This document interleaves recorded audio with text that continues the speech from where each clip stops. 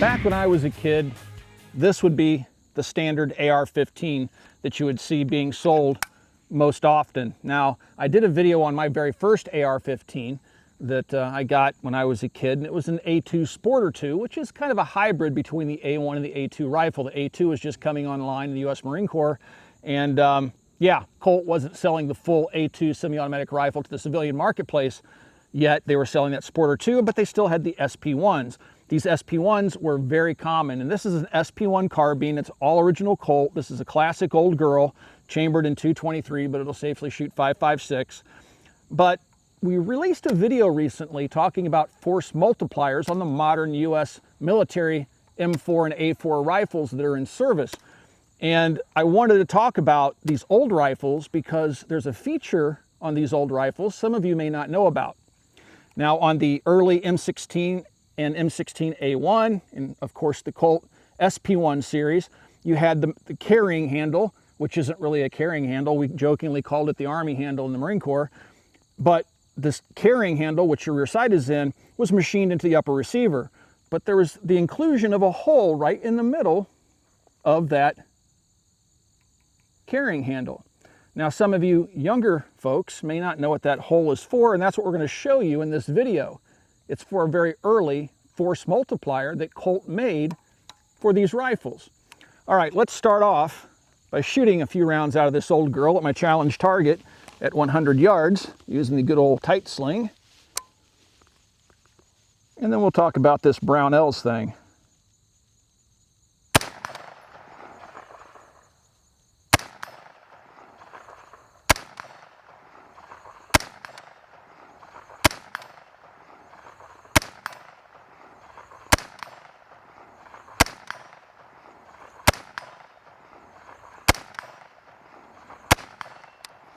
What a beautiful, beautiful rifle. It's so hard to get this port cover closed without the fencing that was absent on the SP1s. All right, let's talk about this new retro scope from Brownells that is a very, very close facsimile of the original Colt optic that they made for the SP1 rifles. This is another one of my SP1 carbines, but this one's been outfitted with an original Colt 3x20 power scope. Colt would have marked their scopes here on the top, and they all had a yellow inspection sticker on the bottom of the scope on the objective side lens. These were actually really forward-thinking scopes. They were manufactured originally in Japan. They had good, for the time period, 1970s, they had good optics in them. And they had a built-in BDC, so you would zero the rifle at 100 yards, and then you have this turret tower, and you could click it, so it's good from 1 to 2 on the zero setting at 100, click it to 3 for 300, 400, 500, and max range, and you just kind of adjust it to whatever, but really 500 is the effective range of the rifle. So there's the zero at 100. To adjust the elevation so the BDC works, which was calibrated for 55 grain ball in the day, because that's pretty much all he ever shot. That's how you would make your elevation adjustments inside the BDC turret. And then over on the right-hand side, you would have your windage adjustments. Here you'll see left marked, and on top you'll see up marked. Now they're kind of scalloped out. Even the top turret is kind of scalloped out. It's kind of a weird arrangement. So it's almost like it was meant to be used with a penny or something to make adjustments. But you can use the rim of a case to make an adjustment. You just want to be careful not to mar up an original scope on a retro scope. I guess it really doesn't matter. The originals you want to keep nice because they're collectibles. These things are worth insane money these days if you can find them for sale in places like Gunbroker, which is why Brownells most likely decided to seek out the original Japanese factory that manufactured these in the 70s for Colt and make a replica of it, but they made a few changes. Let's go ahead and do some shooting with the original 3x. Now they also had later a 4x20 scope. So you had 4x magnification versus 3x. This is one of the few original Colt scopes I have. I only have two, and both of mine are 3x20. So yeah, the retro scope is a 4x20, which would be a later version of the scope. Now you also have the ability to focus on the ocular side the scope for your own eyes. So you would loosen this jam nut and turn this dial until the reticle comes into sharp focus. You have no parallax adjustment. Then you would lock down this jam nut and the scope would be set for your particular vision. Let's go ahead and charge the weapon. And let's do a little shooting at that 100-yard target here. Now what's funny about the old SP1s is they have two positions, collapsed and extended. And just like the modern ACOG with an A2 style scope or a stock on it, you really got to crane your neck because this thing has an incredibly short eye relief.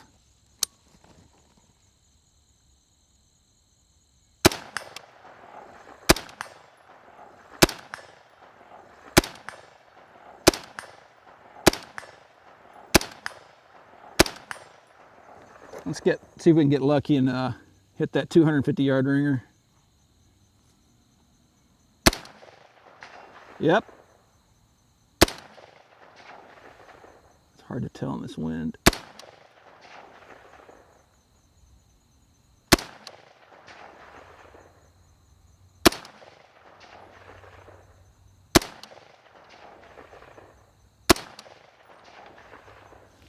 I can't tell where it's hitting. We have some wind out there. I don't even know if this thing's perfectly zeroed. I haven't shot this thing in forever. Let's go back to the 100-yard target.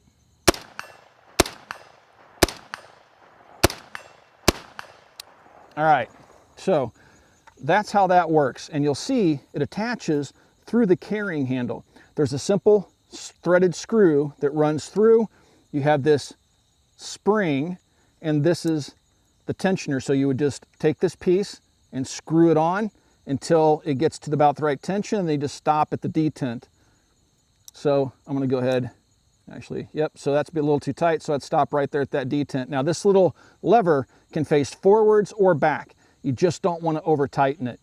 So that's how it would set up. You just simply slide it on, screw that little, put that little spring on there, screw this little tab on, and get the tension right, and it's all set up. Now in theory, this would go back to 0 if you took it off and put it back on, but in practicality, there's a lot of slop on how this thing fits into the carrying handle. So once you get it tightened down and remove it and put it back, your 0 is going to shift, at least in my experience in using these old scopes. So now let's take a look at the Brownells version of this and see how it compares in terms of authenticity. Notice on this side of the Colt scopes, both the 4x's and the 3x's had this screw. I don't know what it's for. I would imagine it's something you don't want to unscrew. That would be something that would be done at the factory. All right, so let's take a look at that Brownells.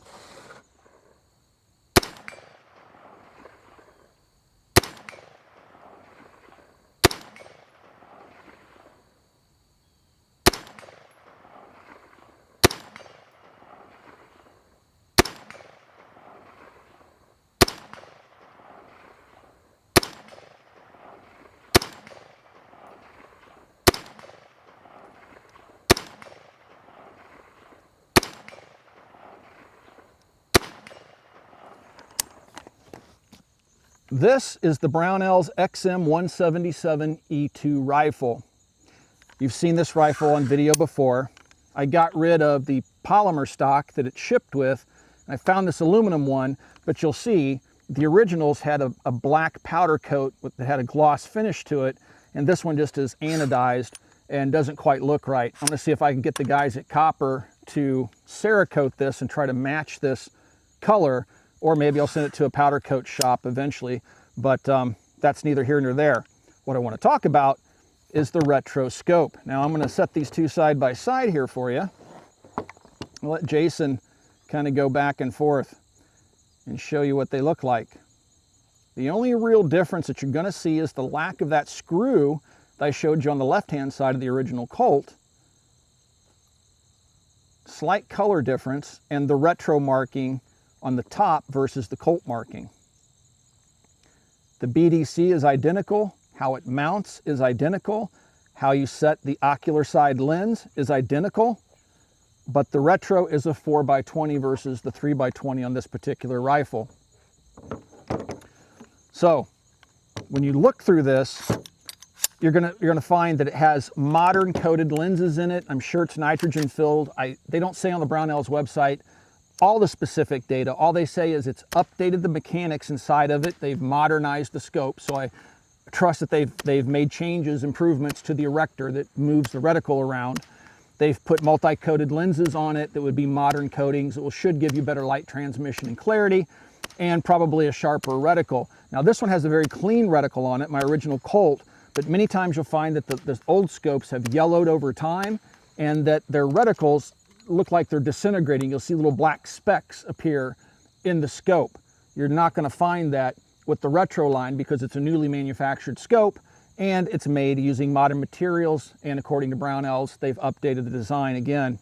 So also it's worth noting that this has their lifetime guarantee, or they don't call it a lifetime guarantee, but they're basically no BS guarantee. If you ever have a problem with it, Brownells is going to replace it for you or fix it for you.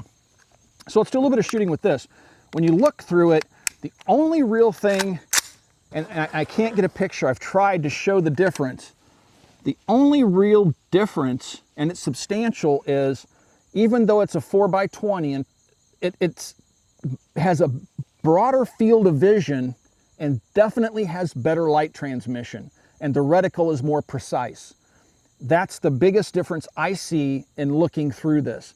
It's definitely improved in terms of optical clarity and field of vision, even though this, because it's a 3x, should in theory have a broader view. It seems like I'm looking through a paper towel tube on this one. This looks like a modern scope when I look through it.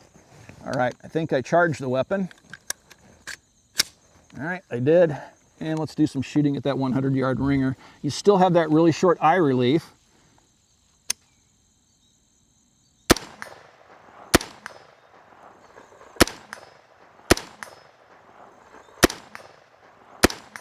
See if I can hit the hostage taker.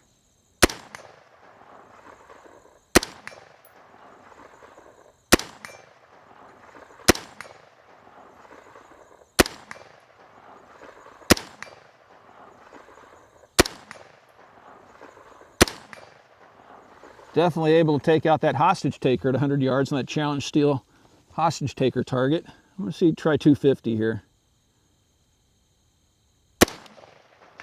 Definite hit. Definite hit. Hit. Hit. Hit. Hit. So this one I got dialed in. That's because I brought it out and zeroed it recently. So this thing is a definite improvement over the original Colt. But I think it's interesting to take a look on the bottom side. Let me lengthen the stock here on the original Colt. But I don't know how to best do this for Jason, but you can kind of see how even the mounts are identical. I mean, you couldn't tell them apart. You could swap them and you would never know. It's absolutely uncanny, but it makes sense that they contracted with the original Japanese firm to make these retro scopes. Now, let's also point out that it has the yellow inspection sticker. Remember me pointing that out on the earlier Colt scope? And if you take a look at the turrets, you have the exact same bullet drop compensator, with the difference being this has a tactile click when you hit your different markers, where with the original Colt, it just spins and kind of sort of stops at the right setting. This one gives you definite feedback so you know what your setting is. When it comes to making your adjustments, you'll notice the scope top adjustment cap is identical in design, has that same scalloped out look to it, has the same up markings on it. I mean, guys, they nailed this thing. If you take a look on the right-hand side, let me go ahead and put this back on here real quick so I don't lose it, because that's something I'm notorious for doing. If you take a look on the right-hand side, you have the same small cap, and you have that same adjustment knob. I believe it's marked L yep, it's still marked L, just like the original Colt. So about the only external difference I can find between the original and the retro is the markings on the top and the lack of that big screw that I pointed out on the original Colt. And I would imagine that has something to do with the upgraded internals that makes this obsolete, and there's no need to put that on there. And most people wouldn't even catch that. It took me a couple of times playing with the scope before I realized, didn't those Colt scopes have a screw on the left-hand side of them? So overall, I mean, this thing is amazing. And what's even more amazing is that it's only $299. You can't touch an original Colt for that. This thing has better optics, has a no BS guarantee if something goes wrong. I was just blown away by this. I was jumping up and down when they told me about this optic because I wanted more of these to put on my retro builds because I didn't want to go out and buy collectible scopes to put on retro build rifles that aren't original, like this XM177. Now you have that capability, and I've been shooting this thing for about, gosh, I guess I've had it for about 2 weeks now, and it's just been amazing. Absolutely amazing. So we're doing some more shooting with it this afternoon, and we'll tie things up. But I just wanted to tell you all about this really new cool product from Brownells that I think those of you in the AR retro build community are definitely going to have an interest in. One of the things that I failed to mention earlier, both with the original Colt scope and with the retro, which isn't surprising given this thing's a 99% perfect copy of the original externally speaking, is the fact that you still have access to your iron sights. All you have to do is get a normal iron sight picture, and you have an unobstructed view of your iron sights. This being in place really does nothing to change the sight picture hardly at all. So should the scope go down, you can fall back to your irons. I already did a video on this XM177E2 retro rifle from Brownells, and I'm pretty sure I zeroed it in the video. So I'm going to go ahead and use my iron sights for a couple of shots here at 100 yards. Then I'm going to use the optic to go to 250. The ammunition we've been using out here today is from Federal, which is 55 grain 223. We'd like to thank our friends over at Federal for supplying the ammunition to the channel for free, because without them helping us out, it would be our highest recurring cost, and we shoot an awful lot of ammo. And Federal, I went to them because I've used their ammunition since I was a kid. I love their ammunition. All right, so let's try 100 yards with irons, and then let's step it out to 250. With some wind out there, and see if I can get my hold with the scope.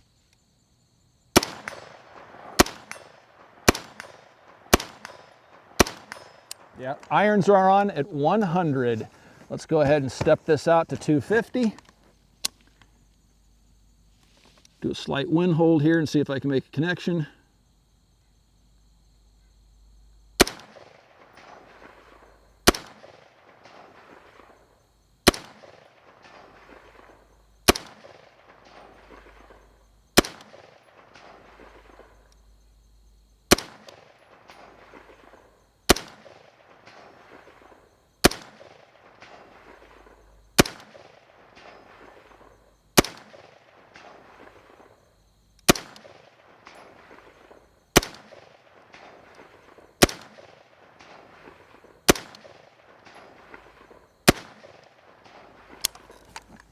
I hope you guys enjoyed coming out and taking a look at the retro scope from Brownells. I'm totally blown away by the scope. I think the quality is certainly there. It's got a great warranty behind it for $299.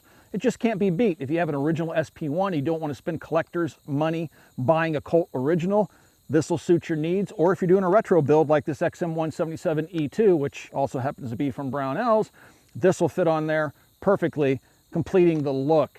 Also, keep in mind, Brownells run specials all the time. I think just a day or two ago, I posted on my Facebook page, they had a 10% off sale with free shipping on any order over $99, which would have applied to this. All right, we're gonna wrap things up, guys. If you would like to support us here at the Military Arms Channel, there's a link down below to Patreon. We are supported by you, not by the industry. Also, please swing by and check out Copper Custom. And now, I'm gonna do a good old-fashioned mag dump with 30 rounds. Thanks for 11 years of support, and we'll talk to you guys soon.